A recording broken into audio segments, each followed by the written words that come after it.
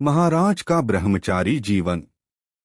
घर छोड़ने के बाद महाराज जी को नैष्ठिक ब्रह्मचर्य में दीक्षित किया गया था। उनका नाम बदलकर आनंद स्वरूप ब्रह्मचारी नाम रखा।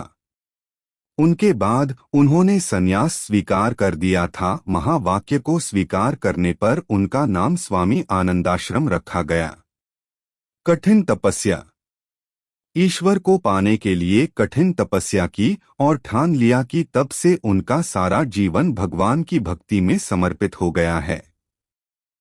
अब वे अपना ज्यादा समय अकेले में बिताना पसंद करते हैं। भोजन पाने के लिए भिक्षा मांगते और कई दिनों तक उपवास करते और हमेशा भगवान की लीला में मग्न रहते थे।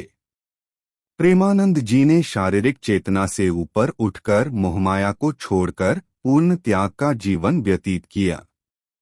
उसके बाद उन्होंने आकाशवृत्ति को स्वीकार किया, यानी बिना किसी व्यक्तिगत प्रयास के केवल वही स्वीकार करना जो भगवान का दिया गया हो और किसी चीज की उम्मीद नहीं करना।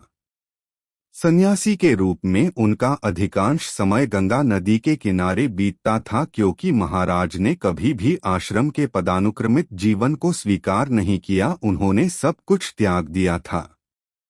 ज्यादा समय गंगा नदी के साथ बिताने से उन्होंने गंगा नदी को अपनी दूसरी मां के रूप में स्वीकार कर लिया। वे खाना, मौसम और कपड़े की परवाह किए बिना ही वाराणसी और हरिद्वार नदी के घाटों पर घूमते रहे।